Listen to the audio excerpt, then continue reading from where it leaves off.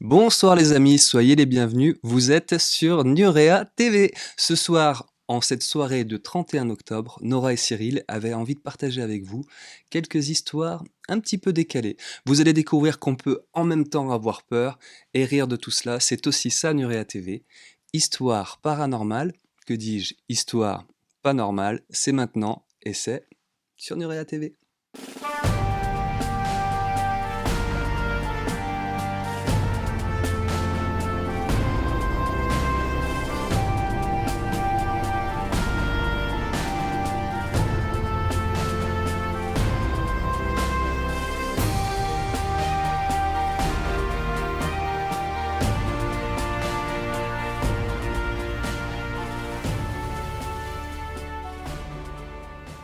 Salut Cyril, comment tu vas? Salut Nora, ça va bien et toi? Ça va, jusque-là tout va bien, comme on dirait. Voilà, Et donc, on est dans l'ambiance, ce soir, on va se faire une petite joute d'histoires pas très normales, paranormales, vraies, pour la bien plupart. sûr, bien sûr. Et on dira 99,9% d'histoires vraies, et potentiellement 99,9% d'histoires fausses. Et C'est à avec peu près ça. 0,1, ouais voilà, C'est la et bonne 0,1%, répartition. on sait pas. Voilà, donc je ne connais pas tes histoires et tu connais pas les miennes. Dans l'ensemble, on va dire, parce qu'on peut s'être croisés. Donc, on verra bien ce soir si on a fait une petite fouille et si ça nous mène, si ça nous a mené au même endroit. Surprise. Et ce que je te propose, c'est de commencer par les histoires très très courtes. Et Ok, c'est toi qui as eu l'idée. Donc, les amis, moi, je vous invite à mettre en commentaire quelle est l'histoire courte qui vous a le plus fait flipper. N'hésitez pas, on attend vos réponses en commentaire. On veut savoir qui d'entre nous aura réussi à trouver l'histoire courte la plus flippante. voilà, je vais gagner. Ah bah attends, on sait jamais. C'est pas. Bien sûr, toutes ces histoires vont être lues ce soir. Donc installez-vous confortablement. Prenez. Alors moi j'ai prévu le doudou, la bougie. Voilà, hop, petite bougie, très D'accord. sympathique. Voilà, petit clin d'œil, hein, je les fabrique, vous pouvez les retrouver sur Lumière d'étoile, petit intermède publicitaire, voilà, c'est fait. Donc voilà, j'ai ma petite bougie que je vais placer là. Et bien évidemment, le grimoire d'histoire paranormale, pas normale. Je suis prête. Allez, go. Tu commences, je commence? Euh, Vas-y, commence. Allez, je commence. Alors, histoire très très courte. Elle m'a dit qu'elle ne pouvait pas dormir en se glissant dans mon lit. Elle avait la même robe que le jour de son enterrement. Voilà, désolé.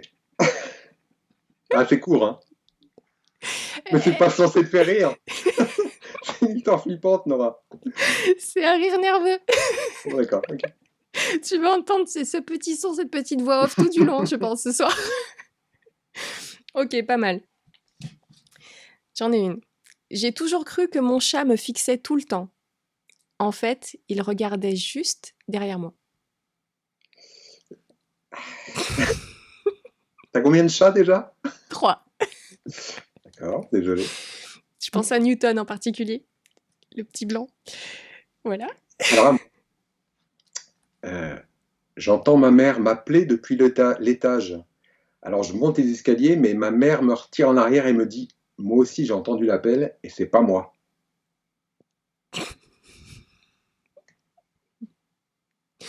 Pas mal. Alors, ma petite fille aveugle m'a dit que son chien n'arrêtait pas de lui lécher la main toute la nuit. Son chien est mort il y a 2 mois. Je sais pas si c'est une bonne idée avant d'aller se coucher d'écouter cette histoire-là. Ça va, là, il est 20h30, ça va. Alors, ok. Alors à moi, il n'y a rien de plus mignon que d'entendre le rire d'un bébé. Seulement, il est 1 heure du matin et je suis tout seul.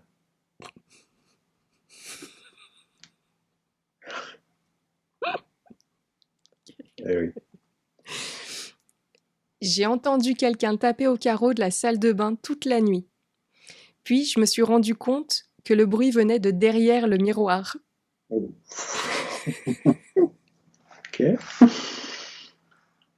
Ok, donc je vais essayer de me rattraper là. Ma femme me demande pourquoi je respire aussi bruyamment. Et c'est pas moi qui respire, moi je pensais que c'était elle.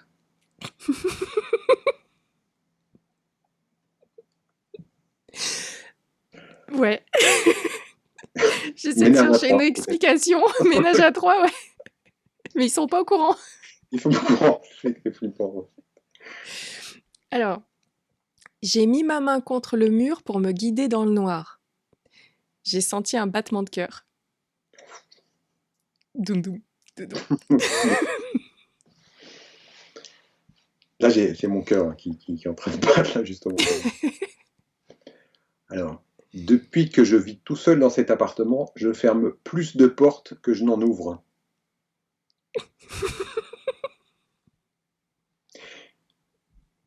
On dirait des maximes. Petit clin d'œil à Thierry Jamin. Je pense que c'est son histoire. Alors, il y a une photo de moi sur mon téléphone où on me voit en train de dormir sur mon canapé. Je vis seule. Mon Dieu. Alors, attention. Ne soyez pas effrayés par les monstres. Regardez sous votre lit ou dans votre placard, mais ne regardez jamais au plafond. Ils détestent être vus. Oh putain, et en plus je regarde. Ok. Du coup, ouais. Alors, je sens ses griffes pourrissantes me déchirer la poitrine et sa main froide se plaquer sur ma bouche. La dernière chose que je vois, c'est mon horloge indiquant 1h07. Je me réveille, il est 1h06. Ça vient de sonner là. T'as entendu? Oui. Ok, adieu Nora. Ça commence bien. Je vais l'éteindre là, parce que si on a des effets technologiques, là, ça va pas le faire. Si, un peu nul. Alors, la dernière pour moi, histoire courte. Il y a une silhouette qui me fixe à la fenêtre. J'habite au 7e étage.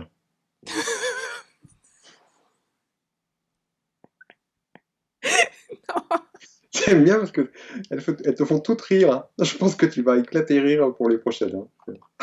Hein. Elles me font toutes flipper. Alors, je borde ma fille comme tous les soirs. Elle me dit qu'il y a un monstre sous le lit. Je regarde sous le lit et je vois ma fille terrifiée qui murmure « Il y a un monstre sur mon lit !»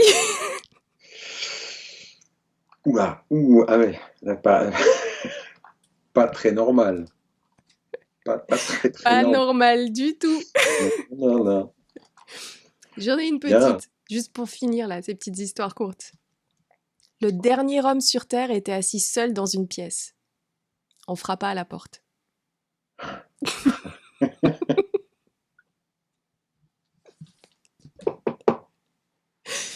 Qui c'est?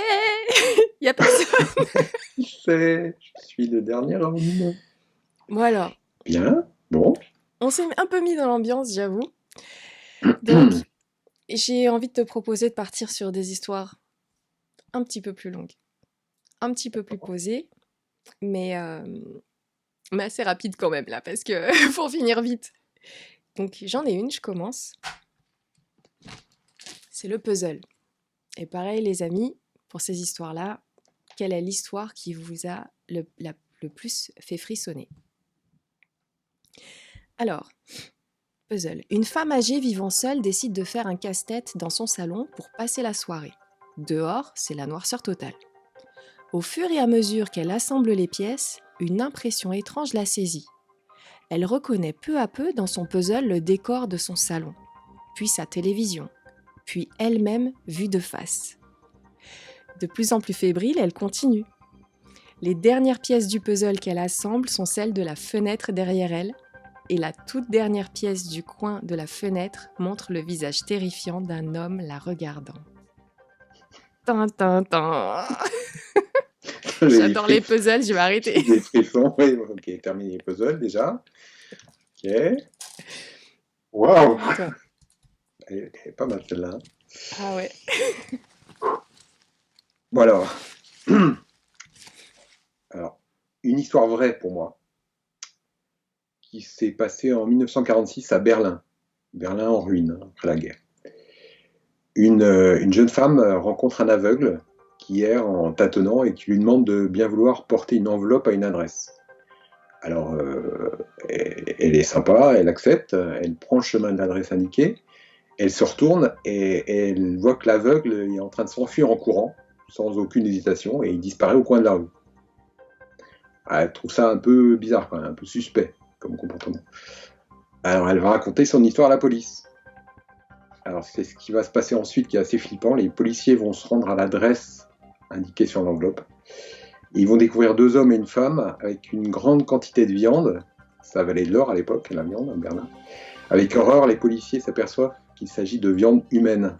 Oh.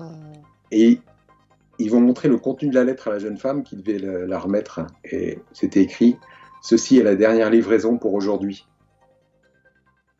Oh, dégueulasse. Ah, Je suis désolé. Histoire vraie, ah, c'est gore. évidemment. C'est gore. Alors, La fois, j'ai l'histoire de Lisa, 1987, histoire vraie, dans l'Indiana. Donc Lisa, elle est souvent seule dans sa maison, sa grande maison isolée, au cœur des champs de maïs. Ses parents rentrent tard tous les soirs et ont donc décidé de lui acheter un chien pour la rassurer, parce qu'il rentre souvent au milieu de la nuit. Une nuit, elle est réveillée par un bruit d'eau qui goutte. Donc elle se lève et machinalement, elle va fermer le robinet de la salle de bain. Sans se poser de questions, à peine arrivée dans la pièce, elle ferme le robinet, elle repart. Et en se couchant, elle met sa main sous son lit, sous les couvertures, et il y a son chien donc, qui est là et habituellement, donc, qui lui lèche la main. Donc ça la rassure, elle se détend. Mais à un moment donné, elle se rend compte que finalement, ce bruit de fond de gouttes d'eau qui tombent, et ben continue. Donc elle se dit non mais bon c'est peut-être pas le robinet du lavabo, je vais retourner dans la salle de bain. Donc elle se lève, elle retourne dans la salle de bain, elle referme le robinet à fond de la baignoire après avoir attendu quelques secondes, mais elle n'a pas vu d'eau de gouttes tomber à ce moment-là. Donc elle dit bon c'est pas grave, je suis fatiguée, j'ai envie d'aller me coucher. Donc elle ferme le robinet de la baignoire, elle revérifie le robinet du lavabo et elle retourne dans son lit se coucher. Et ensuite, elle met sa main sous la couverture et son chien la lèche une nouvelle fois, puis elle se rassure, elle commence à se rendormir. Mais elle entend quand même, encore une fois, les gouttes tomber. Mais elle se dit, mais c'est pas possible. Donc là, elle commence à se dire, attends, je vais analyser, je vais vérifier d'où vient ce bruit. Et elle a une chambre qui est assez spacieuse, et finalement, elle se rend compte que ce bruit, effectivement, il est plus proche que ce qu'elle pensait. Et il y a un placard au fond de la chambre. Et qui donne à côté de la porte, d'où la confusion qu'elle a pu avoir en allant dans la salle de bain juste derrière. Et donc elle se lève, là elle est quand même assez inquiète, parce que c'est pas normal qu'il y ait quelque chose qui goutte dans le placard. Elle s'approche tout doucement, elle tient la poignée du placard et elle commence à ouvrir. Et là, elle voit son chien égorgé, qui est pendu et qui goutte, dont le sang goutte. Pendant une seconde, elle reste figée comme ça, puis elle remarque qu'il y a une écriture sur la porte. Et elle lit, et c'est écrit « Les humains aussi peuvent lécher ».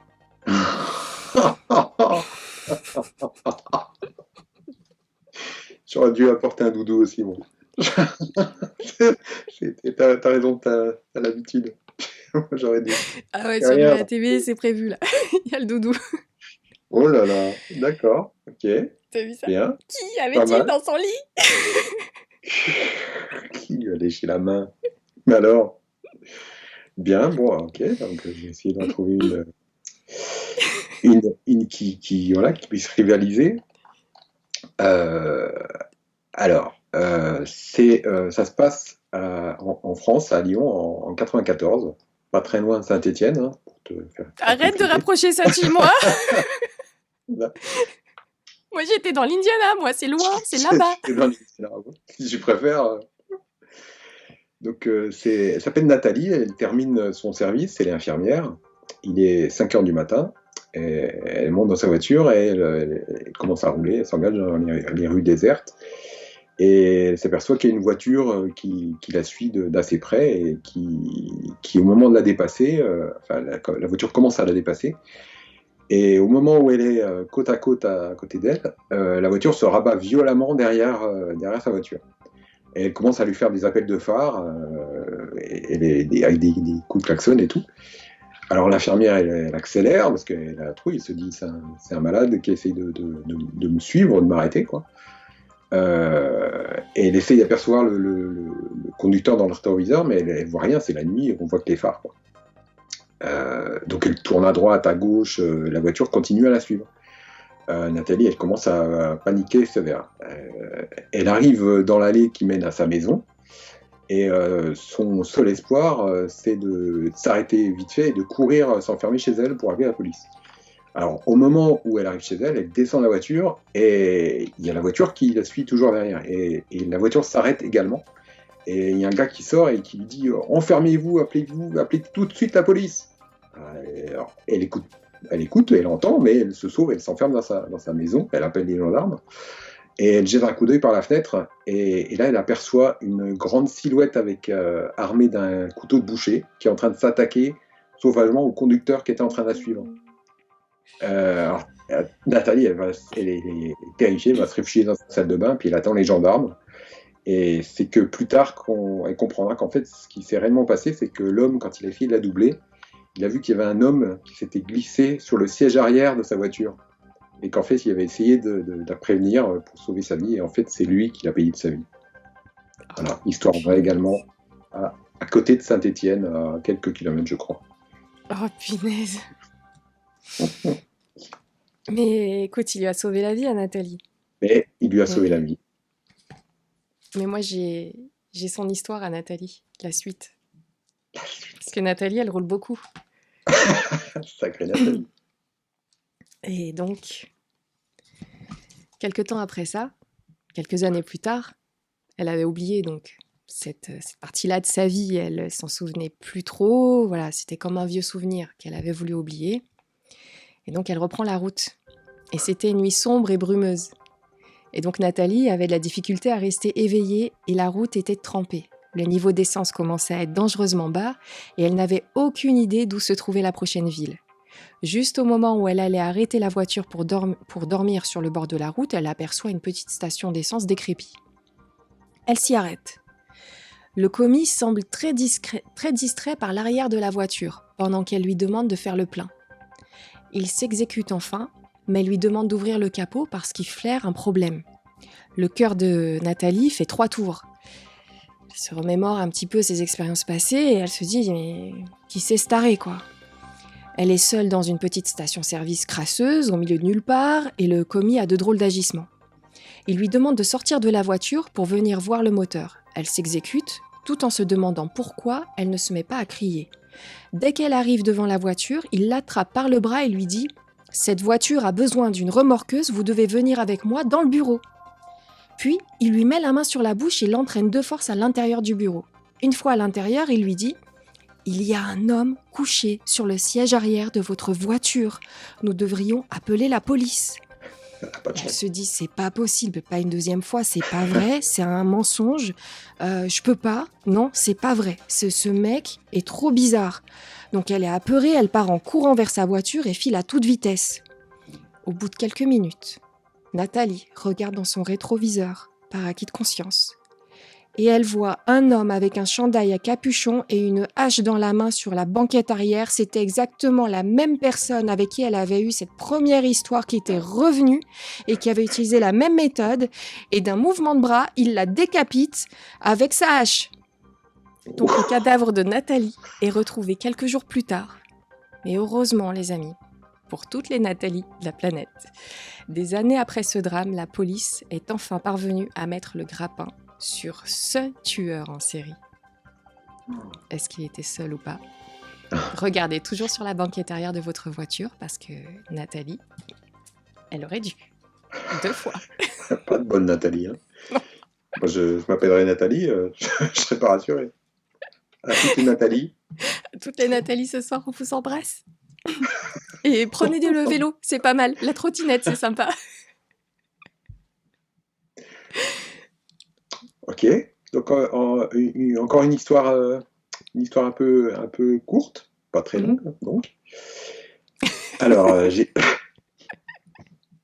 Oh bah non, j'aurais préféré plus courte. alors j'ai trouvé cette histoire dans le journal intime d'un vieux voisin décédé qui vit seul depuis des années. Qui vivait seul depuis des années. Alors, c'était écrit, je suis parti pour récupérer mon fils à l'école. Le trafic était plutôt fluide ce jour-là.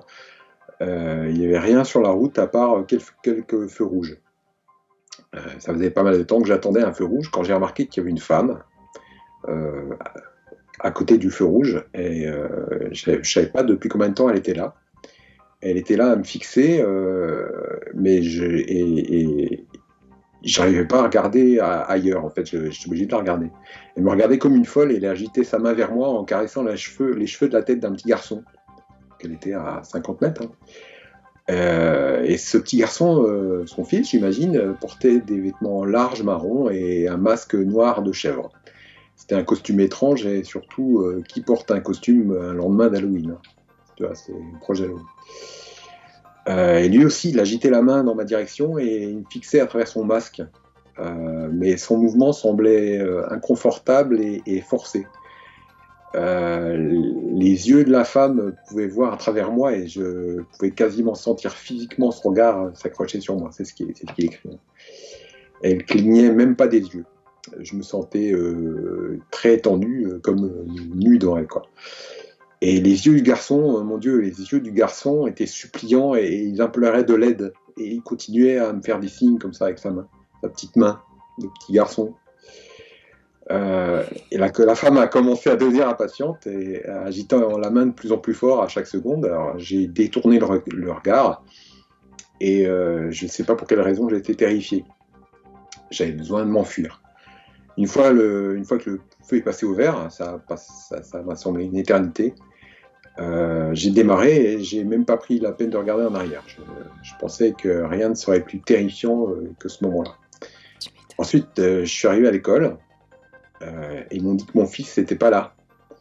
Ils m'ont dit que ma femme était déjà venue le récupérer, mais j'ai pas de femme. Ils m'ont remis une note en me disant qu'elle avait demandé à ce qu'on me la donne quand j'arriverai. Et il n'y a pas de mots pour décrire ce que j'ai ressenti en lisant. C'est écrit « Ne dis pas que je ne t'ai pas donné une chance de lui dire au revoir une dernière fois. » J'en frissonne encore là. Oh punaise. Hein? Ah, ça craint. Voilà. Le pauvre. Histoire vraie, évidemment. Voilà. Ça va? Tu veux faire une petite pause? Je l'aime pas cette histoire. Allez, petite pause histoire très très courte. Je reprendrai une autre après. Mon père n'était pas si mauvais, mais je préférais tout de même ma mère. En y repensant, je l'ai peut-être juste trop cuit. Là. Oh, bravo. Sans couper le truc. Bravo. Alors, j'ai une légende urbaine japonaise. Donc, c'est la poupée en porcelaine. Alors déjà, légende urbaine japonaise, t'es pas bien. Poupée, t'es pas bien. Ouais, j'aime pas les poupées. Donc, c'est bien sûr, les amis, vous allez retrouver tous les liens des sites, des sources qu'on a pu choper en dessous des vidéos. Hein. Vous inquiétez pas, si vous voulez en lire plus, en savoir plus, ça c'est notre petite sélection sur le net. Donc, ce début d'histoire peut ressembler à une blague, mais celle-ci prend une tournure de plus en plus sombre. Une famille déménage et leur fille jette une poupée en porcelaine qu'elle avait appelée Marie. Cette nuit-là, la jeune fille reçoit un appel. « Bonjour, c'est Marie, je suis à la décharge maintenant. » La fille raccroche, mais le téléphone sonne à nouveau.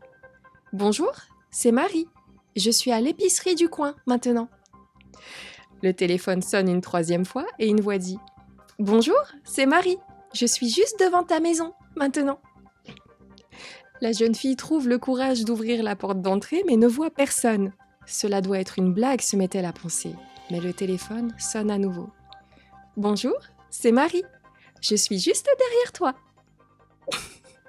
Je suis sûr qu'elle a cette voix-là, la petite Marie, là. C'est horrible. Le truc, tout va bien. J'aime pas les poupées. Alors, toi, je t'en prie. Ah, c'est ok. D'accord. Ok. Ok, on va respirer un peu là. Donc là, Demain, je t'appelle. Bonjour, c'est Marie. Ouais, avec cette voix-là, j'ai liquéfié là. Ok, donc là, on a bien rigolé avec tes petites histoires, mais là on va rigoler un peu moins, parce que c'est une histoire vraie qui m'est arrivée à moi. Ouais, alors c'est une histoire et c'est un avertissement, hein. Alors j'ignore s'il y a beaucoup de personnes qui vont faire leurs courses chez Carrefour, mais ça peut vous être utile. Je vous raconte ça parce que ça m'est arrivé que j'ai été victime d'une arnaque alors que je faisais mes courses. Alors voilà, je vous explique comment ça se passe. Pendant que vous rangez vos courses dans le coffre de la voiture, il y a deux superbes jeunes filles qui s'approchent de votre voiture et ils commencent à laver le pare-brise avec une éponge et du produit nettoyant. Elles frottent le pare-brise avec leur poitrine. Enfin, elles commencent. Voilà, c'est assez étrange, hein. Je vous dis, Un c'est car wash normal. voilà, sur le parking du Carrefour.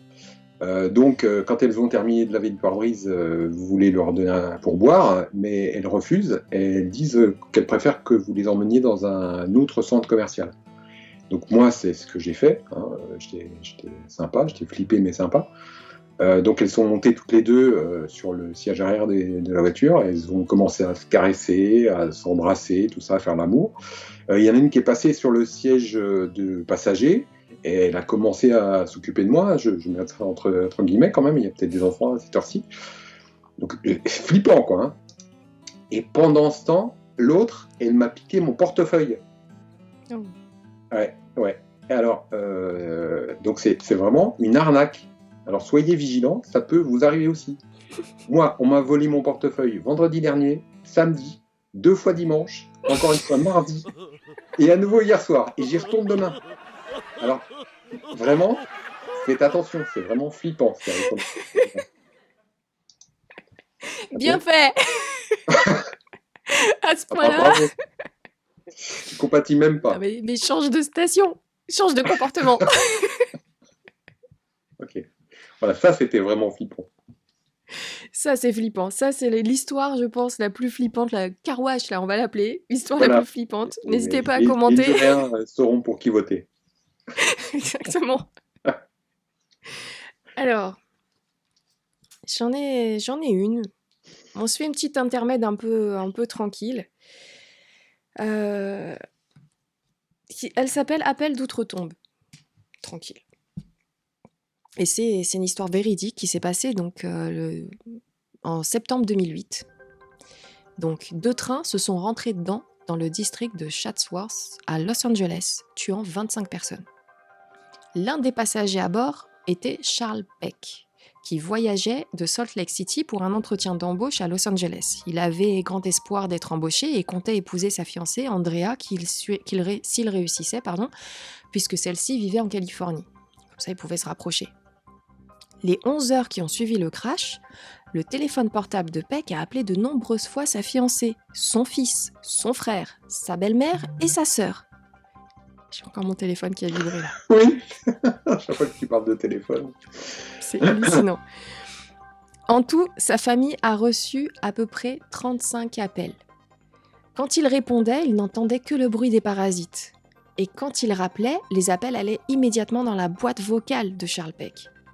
Sa famille est restée super optimiste du coup parce qu'ils pensaient que Charles était vivant. Ils avaient entendu parler du crash, mais comme il recevait des coups de fil, ils disaient « il faut y aller, il faut se dépêcher », il essaie de nous appeler. Et donc en fait, ils attendaient des nouvelles donc des sauveteurs. Et ils continuaient encore à espérer avoir des coups de fil de lui, ce qui arrivait d'ailleurs, mais ils n'arrivaient pas à lui parler. Donc ils se sont dit qu'il était trop mal pour pouvoir parler au téléphone. Et quand l'équipe de recherche a tracé le signal de son téléphone, ils ont découvert son corps dans une des premières voitures des trains, là où il y avait eu le plus de blessés et de victimes. Ils ont conclu après un examen légiste, en retrouvant son corps, que finalement il avait été mort et tué sur le coup. et qu'il n'aurait jamais pu passer ces appels. Et ce qui est le plus bizarre, en fait, c'est que malgré qu'ils aient utilisé le signal du téléphone pour retracer l'endroit où il était, Charles, ils n'ont jamais pu mettre la main sur ce téléphone.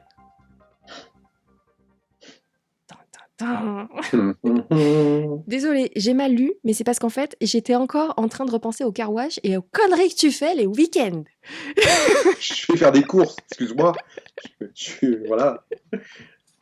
Je suis un homme moderne, moi, je ne vois pas ma femme faire des courses. Et je prends des risques. Je prends des risques pour donner un coup de main. En plus. Okay. À ton tour. Alors voilà, donc là, une histoire vraie et vraiment flippante. Enfin, comme toutes les autres, hein, évidemment, mais bon. Ça se passe aux États-Unis. Celle-ci est encore plus vraie que les autres. Ouais. Ça se passe aux États-Unis en 77. C'est une jeune fille de 20 ans qui s'appelle Colleen Stan. Ce jour-là, elle entreprend un voyage pour aller dans l'Oregon. Elle habite dans l'Oregon et elle va jusqu'en Californie pour aller assister à l'anniversaire d'une amie. Alors, elle n'a pas de voiture, du coup, elle décide d'y aller en stop. En 77. Donc, elle fait du stop et il y a une voiture qui s'arrête et il y a un couple avec un petit bébé de 8 mois qui la prennent en stop. Ils s'appellent Janice et Cameron Hooker. Ils prennent Colleen en stop. Et donc après, il n'y a pas besoin de il y a pas à se méfier de jeunes parents avec un petit bébé de 8 mois, hein, a priori. À ce moment-là, Cameron Hooker, donc là, le conducteur, il fait remarquer qu'ils ne sont pas loin des célèbres cavernes de l'Oregon. C'est des cavernes avec des stalactites assez connues là-bas. Et il propose de faire un détour pour aller les voir. Alors, Colleen, elle n'est pas super pressée, elle accepte. C'est lui qui conduit, hein, donc elle ne dit rien, elle accepte. Hooker se garde dans un coin isolé et il brandit un couteau devant la jeune fille et elle lui demande de mettre les mains sur la tête. Terrifiée, elle s'exécute. Et le couple l'attache et la plonge dans l'obscurité totale. Je suppose qu'ils lui mettent un sac sur la tête. Il y a eu un petit truc qui a volé à côté de... Okay. Une orbe, normal. Donc voilà, ils lui mettent un sac sur la tête. Non mais là c'est flippant, c'est une histoire vraie. Donc ils l'emmènent à leur domicile. Ils la conduisent au sous-sol. Ils la suspendent au plafond par les poignets. Ah oui, non, et là, les séances de torture commencent. Colleen est déshabillée, fouettée, je t'en passe, humiliée, tout ça. Elle est forcée à passer la nuit dans un cercueil en bois, les mains attachées, et avec un bandeau sur les yeux. Alors tiens, tu vois bien, le calvaire va durer 7 ans. 7 ans. Wow. C'est finalement Janice, donc la femme de Hooker, le tortionnaire, qui va dénoncer son mari en 1984, probablement par peur d'une condamnation ou par culpabilité, peut-être. Cameron Hooker va être condamné à 104 ans de prison. Et Colleen, elle a été libérée, elle va essayer de reprendre sa vie peu à peu, et elle a décroché un diplôme et elle s'est remariée. Mais je vous conseille donc pas de faire de l'autostop aux États-Unis. Là. Pas du tout. Et tu sais quoi, je vous conseille pas aussi de faire certains petits jobs d'été.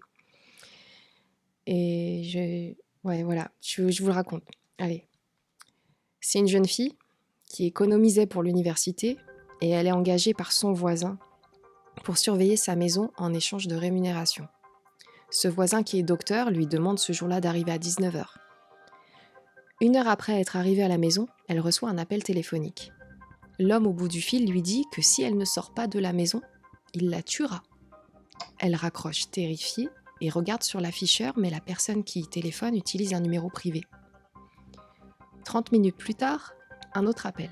« Si tu ne sors pas bientôt de la maison, je te tuerai », déclare l'homme à la voix rauque au bout du fil. La jeune fille raccroche et appelle la téléphoniste. Cette dernière suggère de garder l'homme en ligne environ 1 minute pour qu'elle puisse retracer l'appel. L'homme rappelle après 30 minutes et la gardienne parvient à le garder en ligne. Il lui répète de sortir de la maison maintenant ou il la tuera. La téléphoniste rappelle aussitôt pour sommer l'étudiante de sortir de la maison le plus rapidement possible car l'appel provient de la deuxième ligne de la maison, celle du deuxième étage. L'assassin se trouve dans la maison. Franchement, quand vous faites du babysitting ou quoi que ce soit, ne décrochez jamais quand ça appelle. De toute façon, c'est pas pour vous, vous n'êtes pas chez vous.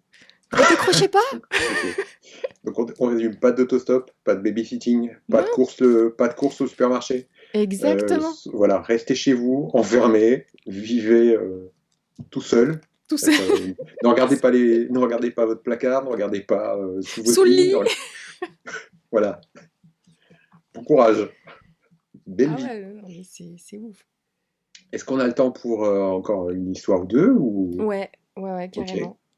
Donc, alors moi j'ai une histoire assez longue, encore une histoire vraie, qui se passe aux États-Unis en 1912. Et là on a un couple, Leslie et Percy Dunbar, qui sont originaires de Louisiane. Ils décident d'aller passer une journée au lac avec leurs 2 enfants, Bobby et Alonzo.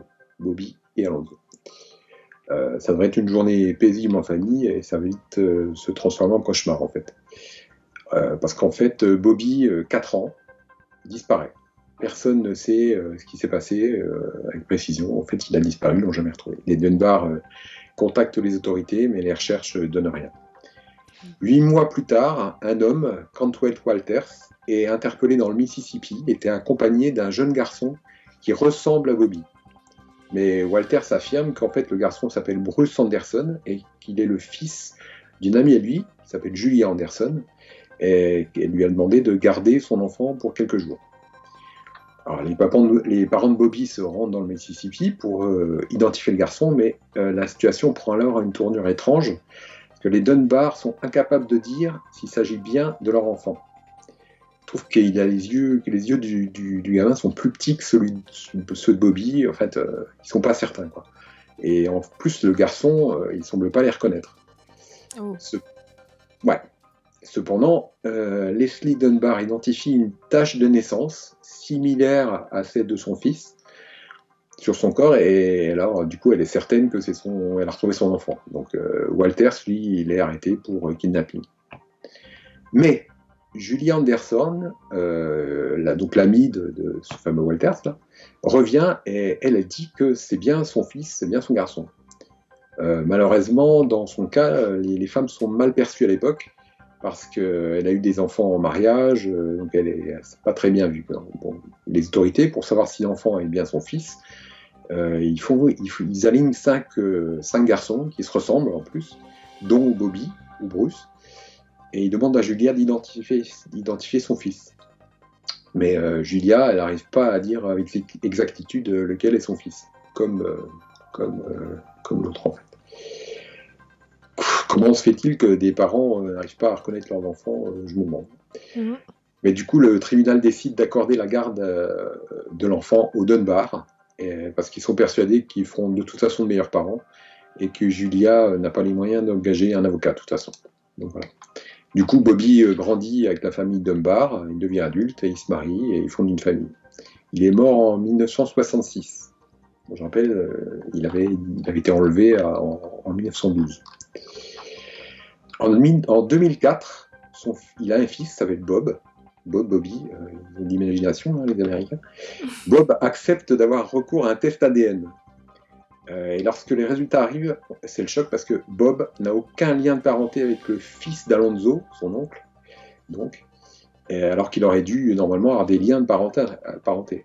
Alors, du coup, en fait, ce fils, la famille Dunbar a donc élevé un enfant qui n'était pas le sien. Et une mère a vu son enfant lui être arraché. Alors, qu'est-ce qui est arrivé réellement à Bobby Dunbar lors de cette journée au bord du lac en 1912 ? Est-ce qu'il s'est noyé ? Est-ce qu'il a été kidnappé ? Est-ce que la famille Dunbar a essayé de cacher un accident qui aurait pu les conduire en prison ? On ne saura jamais. Alors, il faut savoir que ça arrive plus souvent qu'on ne croit, parce qu'en fait, il y a 460 000 enfants qui sont portés disparus chaque année aux États-Unis. Et en Europe, il y a un enfant qui disparaît toutes les 2 minutes. Là, j'ai l'impression de faire du Lionel Camille, mais en bas de gamme. Je pensais à lui, mais pas en bas de gamme, mais je pensais à lui. Pas de souci à te faire avec la concurrence. Mais c'est clair que je pensais à lui dans le sens où, mais qu'est-ce qu'ils ont fait? Mais ça expliquerait pourquoi ils aient accepté un enfant qui n'était pas le leur, si finalement c'est eux C'est qui avaient ça. fait quelque chose au premier enfant. Impossible. Mhm. Jamais. Bon, j'ai une histoire de... L'auteur s'appelle Clément Paqui, l'auteur de cette histoire. On ne saura pas si c'est ce qui lui est arrivé ou s'il l'a rapporté. Mais voici l'histoire de Clément Paqui. J'avais trouvé l'appareil dans un vide-grenier au début du mois de septembre et elle avait une jolie rétinette de chez Kodak, modèle 1954. Un bel appareil argentique, comme on n'en fait plus. Mon goût pour le vintage alimenté par mon tempérament nostalgique m'avait convaincu de l'acheter. Il y avait d'abord eu le chat. Je nourrissais un matou presque sauvage qui s'aventurait souvent du côté de mon jardin et j'avais décidé d'en faire mon premier modèle. L'animal avait pris la pose avec docilité et j'avais effectué ainsi mes 3 premiers clichés plutôt réussis. Après cela, je n'avais plus jamais revu le félin rôder autour de la maison. Mais les animaux, surtout lorsqu'ils sont livrés à eux-mêmes, ont souvent la vie courte et je ne m'étais pas davantage alarmée de cette situation. Quelques mois plus tard, j'avais entrepris de photographier une jolie tourterelle qui avait fait son nid au-dessus de ma véranda.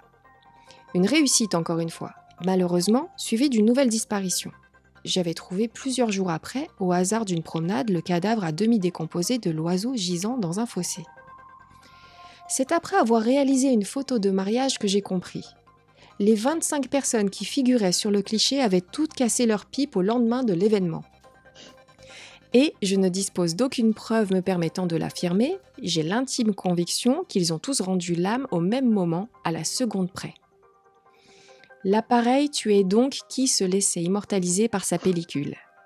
J'étais stupéfait par cette découverte et n'avais pu réprimer quelques sanglots en songeant à ce pauvre chat que j'avais condamné à mort. Mes victimes humaines, elles, me faisaient bien moins de peine.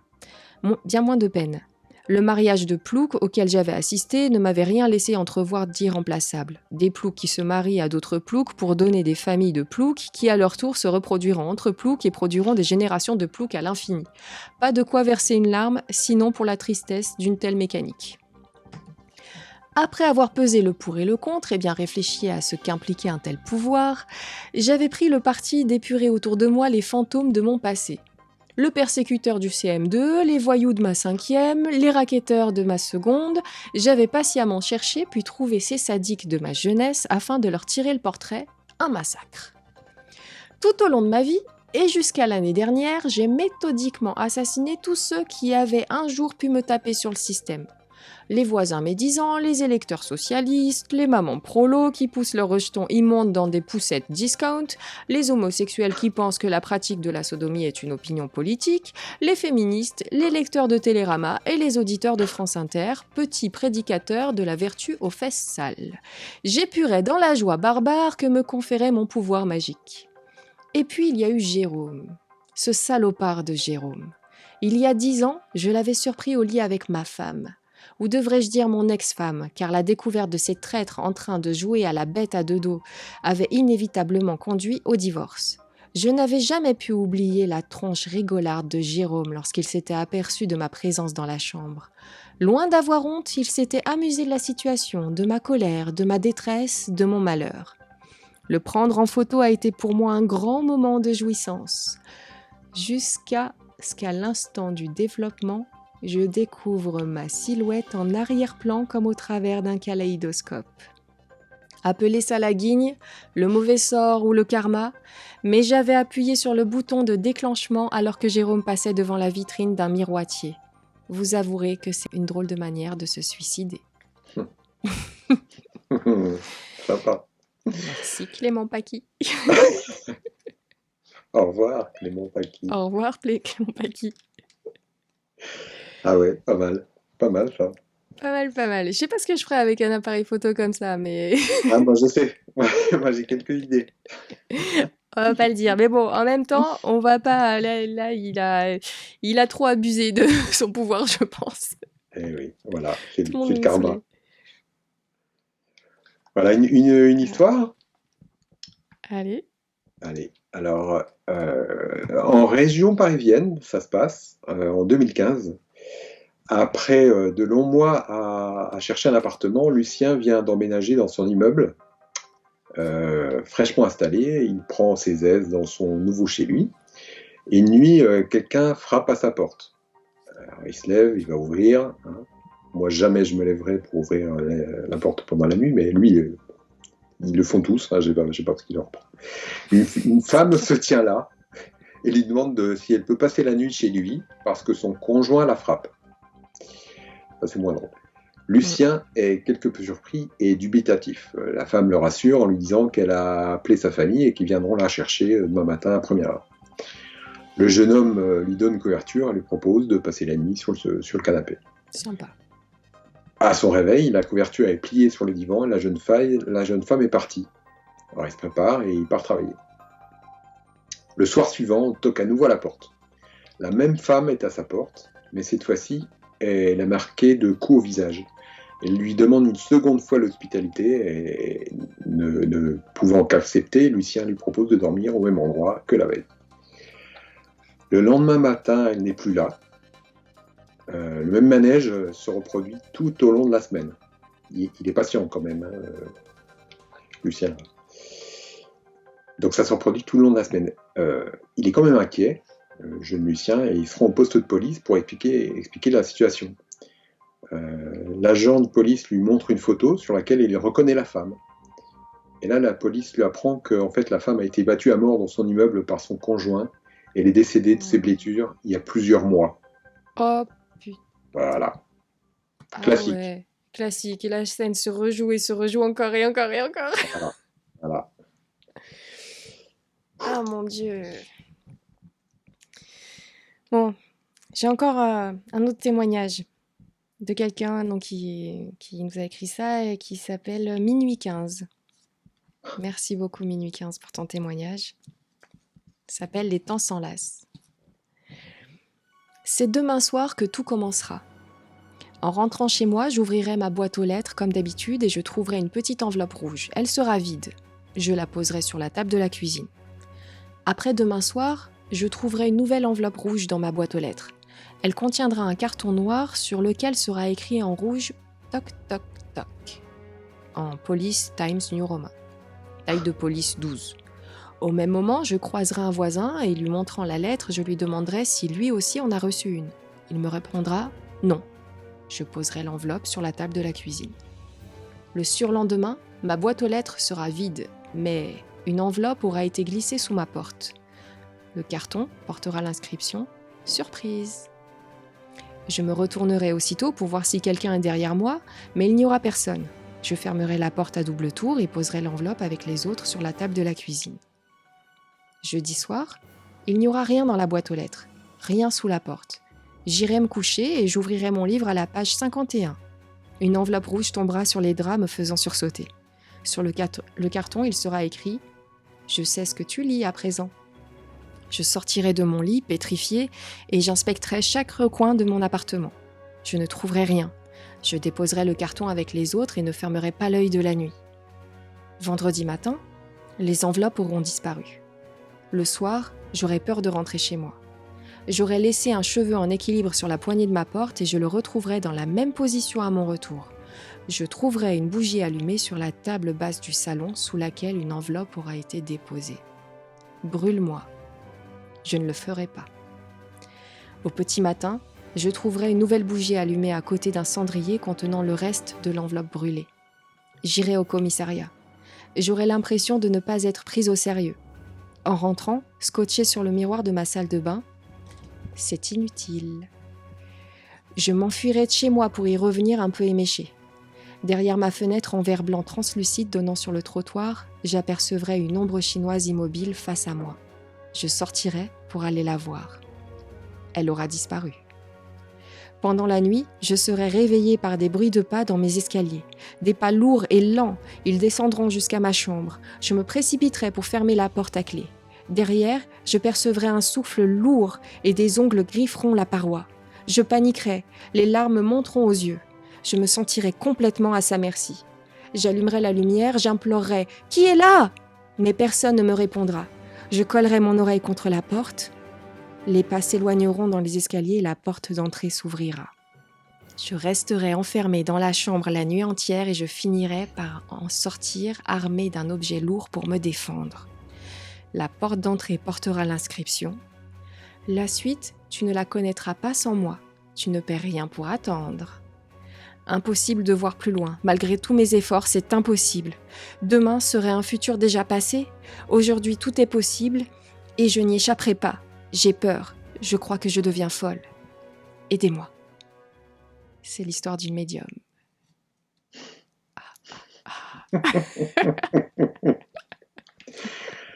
Tu peux la refaire, j'ai rien compris.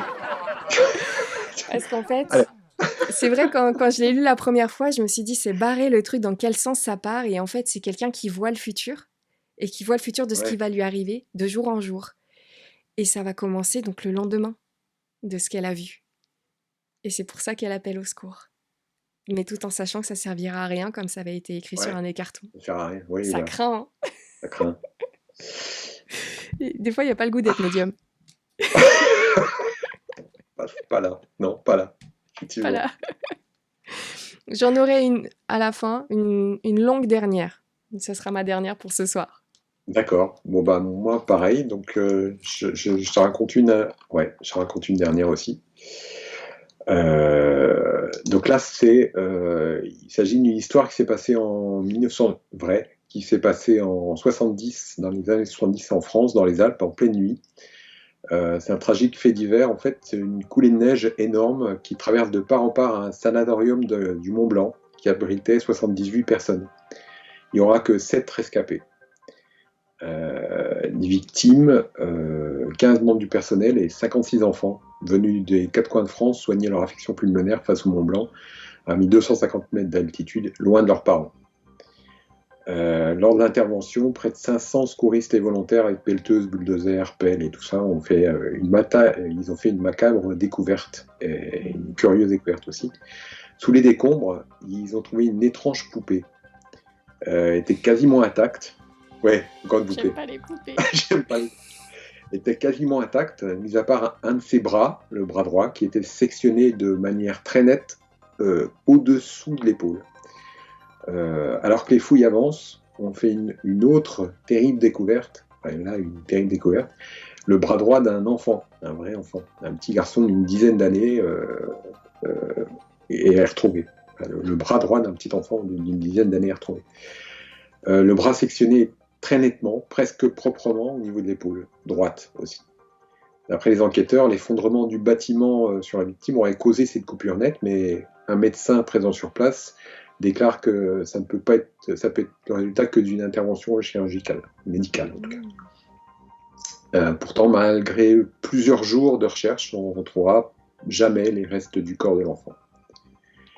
Des survivants ont reconnu la petite poupée qui aurait appartenu à un petit garçon, effectivement. Et un camarade de chambre de ce petit garçon raconta que parfois le garçon pleurnichait à chaudes larmes parce que la poupée lui disait des choses horribles. Et le petit garçon parlait de la poupée comme d'une partie de lui-même et pas comme un jouet. Un jour, d'ailleurs, un autre enfant aurait pris la poupée des bras du garçon, des mains du garçon, et l'aurait balancée. Et peu de temps après, le petit garçon aurait commencé à hurler de douleur et des bleus seraient apparus sur tout son corps.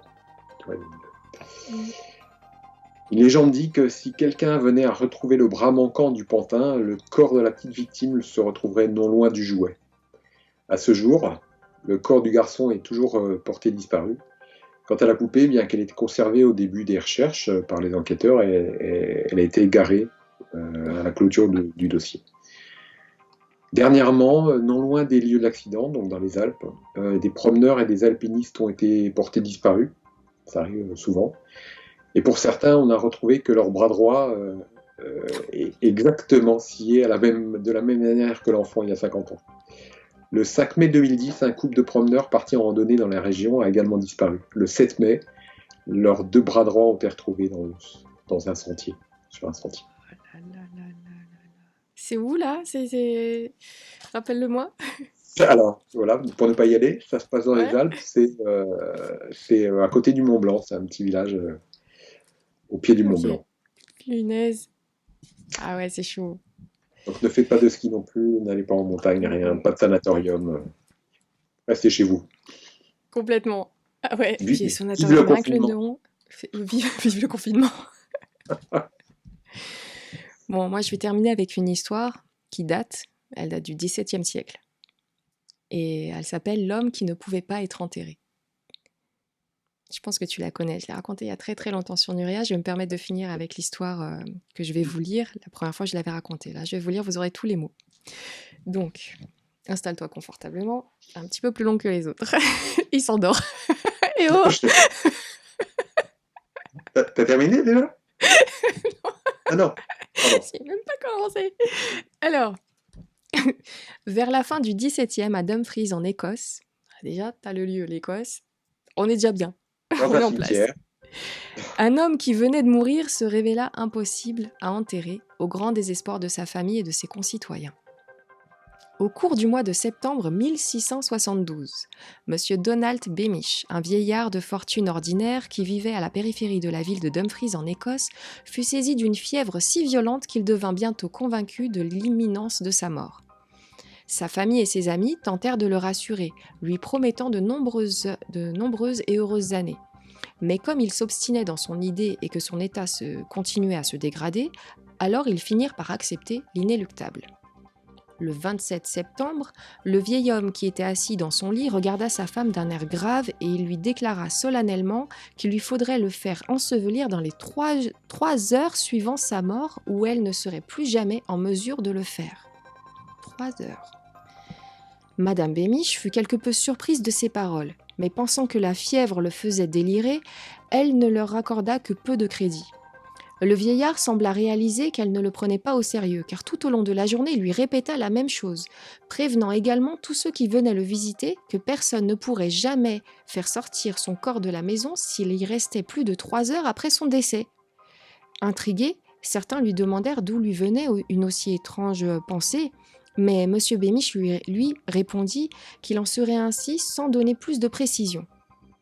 Alors, comme le vieil homme semblait s'entêter dans ses divagations, sa pauvre femme, qui désespérait de le voir ainsi tourmenté, lui promit qu'il en serait fait selon sa volonté. Le lendemain, le mercredi 28 septembre, Donald Beamish mourut l'esprit en paix, et se rappelant de la promesse qui lui avait été faite, tout le monde s'affaira pour l'enterrer rapidement, non pas que quiconque ait cru un mot de ses élucubrations, mais par respect pour sa mémoire. Malheureusement, malgré tous les efforts, les 3 heures s'étaient déjà écoulées quand les envoyés de l'entreprise de pompes funèbres se présentèrent pour l'emporter au cimetière, qui se trouvait 1,5 km de distance plus loin. Les 4 porteurs s'approchèrent du cercueil qui avait été posé sur la table de la grande salle du rez-de-chaussée, comme le voulait la coutume. Mais quand ils tentèrent de le soulever, ils s'en trouvèrent incapables.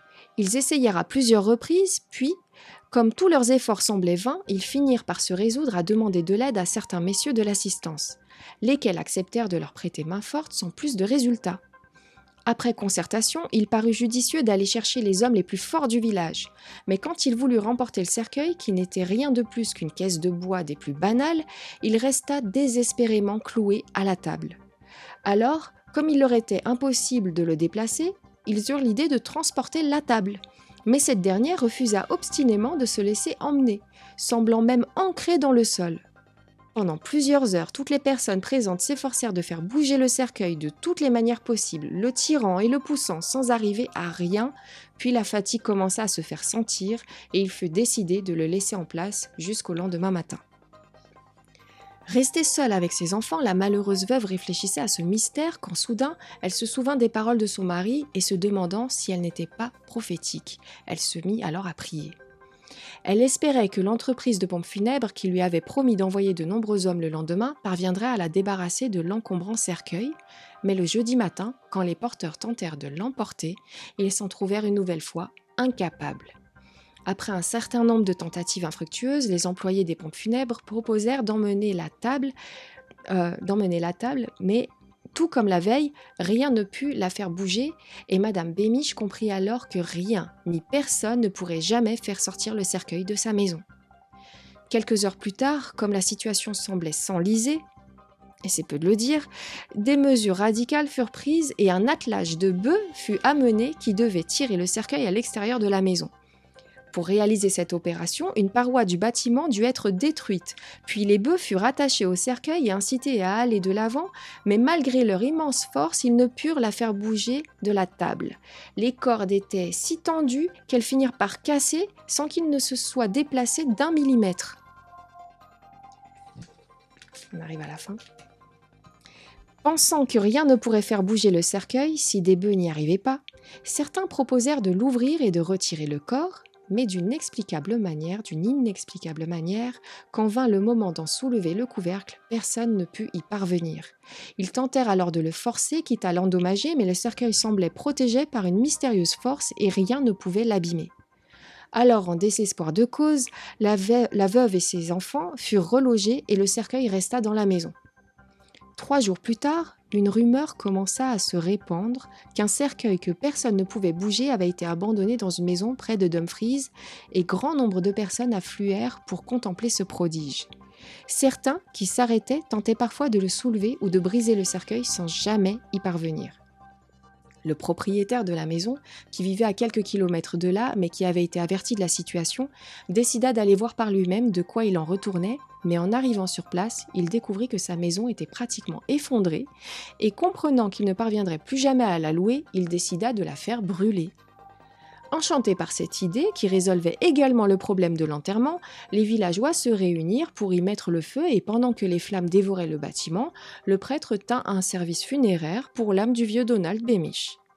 Au bout d'un certain temps, la fumée commença à se dissiper et les spectateurs, horrifiés, découvrirent alors que le cercueil et la table se dressaient toujours au milieu des pierres noircies, mystérieusement intactes. Alors, comme rien ne semblait pouvoir venir à bout de cette malédiction et qu'ils ne pouvaient rien faire d'autre, les proches du défunt décidèrent de l'ensevelir sur place et toutes les personnes présentes les aidèrent à recouvrir le cercueil jusqu'à ce qu'il disparaisse sous une bonne couche de terre et de pierre. L'endroit où se trouvait la maison s'est perdu dans le temps, mais quelque part dans les collines qui entourent la petite ville de Dumfries se trouve toujours le cercueil de Donald Beamish, l'homme qui n'a jamais pu être enterré. Bravo. Franchement, cette histoire, elle est dingue. Mais- Les Écossais sont des durs à cuire, en fait. Des durs à cuire. Ils lâchent rien, ils ont tout tenté. Tu sais, tu penses, tu réfléchis, ah bah ouais, faudrait prendre des bœufs, bah oui, on casse la maison. Ils sont pas en Écosse. Pas mal. C'est vrai. Celle-ci, Ok, elle me bon, reste toujours en tête. je pense que les Nuriens sauront pour qui voter, hein, et pour qui ne pas voter aussi. Hein. Jusqu'au bout. Je suis désolé pour toi, d'avance. Et oh, En dis tout cas, donc, un ça m'a fait petit vote plaisir. pour moi, les amis. Donc, si vous avez aimé les histoires de Cyril, vous marquerez Cyril avec un petit cœur rouge. Et si vous avez aimé les miennes, vous marquerez Nora en commentaire avec un petit cœur violet. J'espère que tout le monde a un cœur violet dans son téléphone. Sinon, je me suis tiré une balle dans le pied. Je crois, oui. Qui en violet? Personne n'a pas. Bah, j'en ai un, moi. Bon, voilà, les amis, vous aurez compris. Si vous avez aimé une histoire, n'hésitez pas à nous la notifier en commentaire. Si vous en avez d'autres, n'hésitez pas à les partager. En tout cas, vous avez les liens donc, sous la vidéo de tous les endroits. Donc, il y a beaucoup de liens de tous les endroits où on est allé choper nos histoires. Merci à ceux qui ont écrit ces histoires juste incroyables, qui les ont reportées, qui les ont simplement romancées ou qui les ont réellement vécues. Merci à vous tous, Cyril. Merci à toi. Je pense Merci qu'on à en toi. fera une autre. On choisira une autre petite thématique, on va peut-être cibler. Et j'ai bien envie de faire certaines petites soirées spéciales en ta compagnie. Alors les amis, si vous avez apprécié Cyril, n'hésitez pas à mettre des petits pouces bleus. Plus il y en aura, plus je me dirai, tiens, on va en refaire une autre. Voilà. Et si vous voulez pas, mettez un petit pouce vers le bas, évidemment. Voilà, et on se dira, tiens, on va en refaire une autre. Parce que moi, j'ai adoré. Donc, merci à toi Cyril et les amis, on a juste envie de vous dire, n'hésitez pas à faire les petites vérifications d'usage avant de vous coucher, c'est important. Vérifiez que la porte soit bien fermée, qu'il n'y a rien sous le lit ou dans les placards, que vous êtes bien seul chez vous. Et si vous avez un animal de compagnie, soulevez la couverture pour vérifier que c'est bien lui qui est en train de vous lécher la main. Voilà, sur ça, passez une belle soirée. À très vite Cyril et surtout n'oubliez pas, gardez les pieds sur terre et la tête dans les étoiles. À bientôt les amis.